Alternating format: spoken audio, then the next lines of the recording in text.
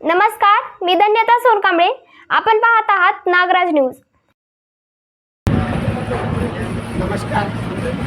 आज आपण पोहोचलेलो आहोत नागोटा जिल्हा परिषद गटामध्ये. या जिल्हा परिषदेच्या माध्यमातून काँग्रेस पक्षाकडून मानसी प्रमोदजी मरोळे या काँग्रेस पक्षाकडून निवडणूक लढवत आहेत. एकंदरीत सर्व परिस्थिती पाहता त्यांचे पती, ज्यांचा खूप मोठा जनसंपर्क आहे, असे प्रमोदजी मरोळे आज आपल्यासोबत आहेत. आपण जाणून घेणार आहोत की नेमकं येणाऱ्या काळामध्ये काय विकासाचे मुद्दे घेऊन ते जनतेच्या समोर राहणार आहे, काय समस्या आहेत या भागाच्या आणि काय ते पुढील त्यांची दिशा काय असणार आहे, या संदर्भात आपण बिलकुलच अशी चर्चा करणार आहोत. नागराज न्यूजमध्ये तुमचं स्वागत आहे. एकंदरीत आता सध्या जिल्हा परिषदेची निवडणूक आहे.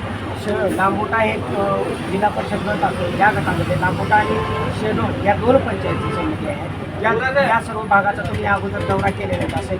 काय एकंदरीत समस्या आहेत या भागाच्या? सर्वप्रथम नमस्कार. मी सर्व जनतेना लांबोटा शेडोळ जिल्हा परिषद गटातील सर्व नागरिकांना मी जवळ आश्वासन देणार नाही. सर्वप्रथम मी एक खरं बोलणारा व्यक्ती आहे आणि ज्या पद्धतीनं आपल्याला विकासाचे मुद्दे आहेत, मी आता माझ्या जिल्हा परिषद गटामध्ये फिरतोय, दोन्ही गटामध्ये फिरतोय. या गटाची ॲक्च्युली प्रत्येक गावात न फिरण्यासारखी परिस्थितीचे रस्ते आहे, नाल्या तुंबलेल्याच आहेत, लाईटचा लपंडावाचा खेळ चालूच आहे. या सगळ्या शाळेच्या विद्यार्थ्याला जाण्या येण्याची व्यवस्था नाही, त्यांना बसची वेळेवर व्यवस्था नाही, आरोग्य सेवा व्यवस्थित मिळत नाही.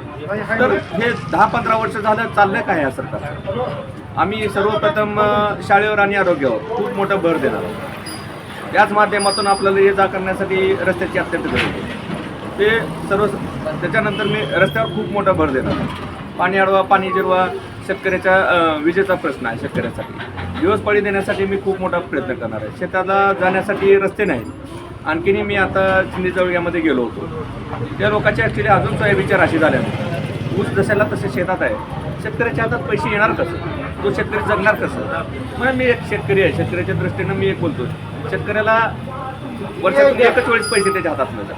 तेही वेळेवर मिळत नाही. त्याच्या मुलाचं शिक्षण कसे व्हावं, त्याच्या मुलाचं मुलीचे लग्न कसे व्हावं, त्याच्या आरोग्याच्या अडचणी असतील, दवाखान्याच्या वेळेवर पैसा उपलब्ध नसल्यामुळं बरेच लोक खूप असा आमचा लांबोटा शेडोळ जिल्हा परिषद गट हे सगळं महागा चाललेलं असं दिसून येते. त्यावेळेस सगळ्या आमच्या जिल्हा परिषद गटातल्या सर्व माता बहिणींना, वडीलधाऱ्या मंडळीला आणि नवतरुण मंडळाला एक माझी विनंती आहे की आमच्यावर विश्वास ठेवू, किंवा मी प्रमोद दासराव मरोळे हे सगळ्याला परिचित असल्यामुळं, माझा पूर्ण परिवार सगळ्याला ह्या जिल्हा परिषद गटाला परिचित असल्यामुळं मी काम करणारी व्यक्ती आहे का नाही हे लोकांना मी परत एक बार दाखवून द्यायचं आहे. मला लोकांनी संधी द्यावं आणि मी त्या पात्रतेत बसेन. तुम्ही बोलता बोलता असं सांगितलं की या भागाचा विकासच झालेला नाही, परंतु विद्यमान आमदार, भाजपचे विद्यमान आमदार संभाजी पाटील तर मोठमोठ्याने सांगत फिरत आहेत की या भागाचा खूप मोठ्या विकास केलेला आहे. कुठलाही एकही असा कुठला विकास करायचा शिल्लक राहिलेला नाही असं बोललं जात आहे. मग ते खरं म्हणायचं का तुम्ही खरं बोलता? काय सांगा? मी एवढा काही असा मोठा नेता नाही मी जेणेकरून त्यांच्यावर टीका करावं. हे सगळे प्रत्येक गावात तुम्ही स्वतः जाऊन सर्वे करून बघा. प्रत्येक गावातले नागरिकची समस्या मांडतात, नागरिकापर्यंत तुम्ही पोहोचलात का? विकास झाला कुठं मला दाखवा ना, एखादं उदाहरण दाखवा. प्रत्येक वेळेस आले की बोर्ड लावणे, नारळ फोडणे, आणखीन काही तुम्ही देखावा इलेक्शन पुरताच करतात. 5 वर्ष लोकांच्या संपर्कात असते कोण? आपण सर्वसाधारण जनता आहे. सर्वसाधारण जनतेपर्यंत तुम्ही जावा. एखाद्या जिल्हा परिषद शाळेची परिस्थिती बघा, एखाद्या गावाला रस्ता नाही, शेतरस्ता नाही, लाईट नाही, हे बघतंय कोण मला सांगा तुम्ही? जर तसं काही असलं तर उदाहरणार्थ हे आपण लांबोटा पाठीवरच आहे.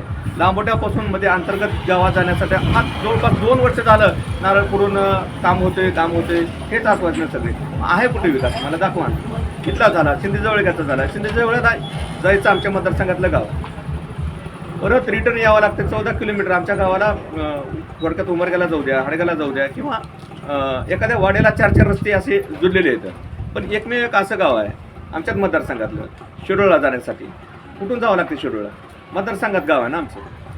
आणि बघा ना तुम्ही शेडोळची परिस्थिती काय आज, मोठ्या कोतलशिवणीसारख्या गावची परिस्थिती काय आज, तुकडी गावची परिस्थिती काय आज, हडग्याची परिस्थिती काय आज, मेणामुलग्याची परिस्थिती काय आहे. म्हणजे माझ्या प्रत्येक मतदारसंघात इथं तुम्ही गुराळमध्ये जर गेलात ना, गुराळा तुम्हाला लोक दाखवून देतील. ते जाजनूरला मी गेलो होतो, 2 वस्ती येतात जाजनूरला. खालचा आणि वरच्या वस्तीत जाण्यासारखा रस्ता सुद्धा म्हणजे चिखलातून पाण्यातून आत्ता म्हणजे हिवाळा आहे, पावसाळ्यात परिस्थिती काय असेल, काय तिथे त्या लोकांचे दुरावस्था आहे. गटाराचं पाणी पूर्ण रस्त्यावरती आहे. मग विकास झाला कुठं आम्हाला दाखवा ना तुम्ही. विकासाचे मुद्दे तुम्ही घेऊन बोलतात आम्ही सगळे निलंगा विधानसभा विकास केला, तर आमच्या मतदारसंघात येऊन दाखवा विकासाचे मुद्दे कुठे. ज्यावेळेस तुमची जिल्हा परिषद येईल, तुम्ही निवडून याल, तर त्यावेळेस पहिला तुमचा कुठला मुद्दा असा असेल की तो जनतेच्या हितासाठी असेल? सर्वप्रथम मी एक शेतकरी मुलगा आहे, शेतकऱ्याचा मुलगा आहे. सर्वप्रथम मी शेतकऱ्यासाठी खूप काही अशी काळजी घेणार आहे. शेतीला जाण्यासाठी रस्ते असतील, त्यानंतर शेतकऱ्याची मुलं शिकावं म्हणून माझ्या शिक्षणावर खूप मोठं भर असणार आहे. त्यानंतर आरोग्यासाठी सेवा, मी आरोग्याचं महात्मा फुले योजनेसारख्या योजनेत बरेच असे दवाखाने आहेत जेणेकरून तिथं शेतकऱ्याचा बराचसा खर्च वाचेल. 5 लाखाचा 7 लाखाचा दवाखाना फुकट झालेला 10 लाखापर्यंत. ते आरोग्य कार्ड चांगलं झाले, त्याचा मी गावापर्यंत नागरिकांपर्यंत लाभ देण्याचा मी प्रयत्न करणार आहे. त्यानंतर जे महिला मागास असलेल्या आपल्या माता बहिणी आहेत किंवा त्यांचा प्रगती झाली नाही, त्यांची प्रगती कशी होईल, त्यांना उद्योगधंद्यात कसं आणता येईल, त्यांना व्यवसाय कसं बचत गटाच्या ह्याच्यातून कर्ज उपलब्ध करून त्यांना व्यवसाय कसा लावून देता येईल, हे असं बरेचसे माझी मुद्दे आहेत. हे रस्त्याचे आहेत, नालीचे आहेत, पाण्याचे आहेत, हे सगळे प्रश्न मी सोडवायचा प्रयत्न करेन. आणि विशेष माझी एक सांगण्याची आत्तापर्यंतची गरज आहे. आतापर्यंत एक निलंगा तालुक्याचं म्हणजे वैशिष्ट्य किंवा बऱ्याच आपल्या तालुक्याविषयी माहिती द्यायची काही गरज नाही, पण एक जिल्हा परिषद सदस्य आतापर्यंत खूप काही होऊन गेले. पण मी सर्वप्रथम माझ्या प्रत्येक मतदारसंघातल्या व्यक्तीला भेटण्यासाठी माझं एक वैयक्तिक जिल्हा परिषद सदस्याचे एक ऑफिस आहे, जेणेकरून तिथं माझं संपर्क कार्यालय त्या लोकांशी होतं आणि लोकांच्या समस्या ऐकून ते सोडवण्याचा प्रयत्न मी करत होतो. भाजपच्या वतीनं असं बोललं जातं की लाडक्या बहिणीला आम्ही महिन्याला 1500 रुपये पगार सुरू केलेले, त्याच्यामुळे तो मतदार तुम्हाला मतदान करेल वाटते का? लाडक्या बहिणीचा काही परिणाम होईल? हे तुमचं खरं आहे.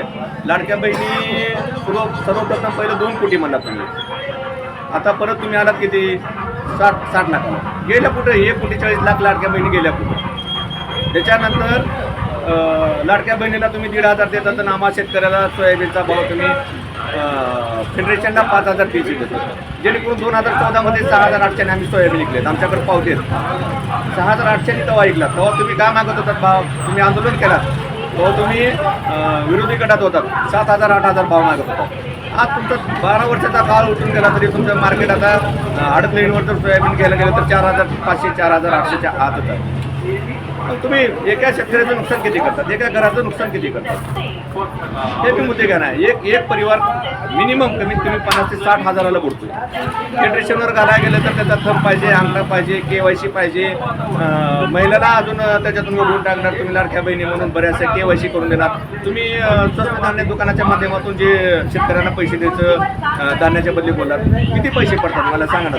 2-2 वर्ष झाले त्यांचे पैसे नाहीत, पण पडत असतील तर 10% 20% लोकांना पडतात. बाकीचे 80% लोक गेले कुठं पैसे नाही पडायचे. कारण काय, तुम्ही एक दाखवतात मोठं फोकस करून, तुम्ही 1,500 रुपये लाडक्या बहिणी देतात. अहो हे गरिबाचं कुटुंब, मध्यमवर्गीय कुटुंब, त्याच्या घरी धान्य नाही, खाण्यापिण्याचे एवढे मोठे आले, त्याचे वेळेवर पैसे तुम्ही देत नाही. तुम्ही शेतकरी म्हणून त्याला धान्यातून वगळून टाकतात, त्यांना पैसे कधी पडतात मला दाखवा. उदाहरणार्थ बरेच असे कुणी स्वतःने दुकानदारा पैसे जाऊन आज प्रत्येक गावाला ओढवतो, तहसीलला आले की तो पैसे पडत आचारसंहिता त्याच्यानंतर होईल, हे सगळे लबाड आश्वासन आमच्याला देणं होते. आम्ही लबाडाच्या सरकारासोबत आम्ही कधीच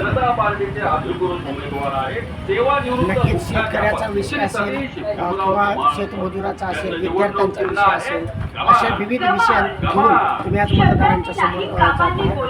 तुमचा खूप मोठा अजेंडा आहे. लबाडाच्या सरकारच्या पाठीमागे तुम्ही राहणार नाही, सत्याचा म्हणजे नक्कीच होईल असं या ठिकाणी तुम्ही सांगितलेलं आहे. महाराज न्यूजला आपण चर्चा केली, खूप अमूल्य वेळ दिला. महाराज न्यूजच्या वतीने तुमचं धन्यवाद.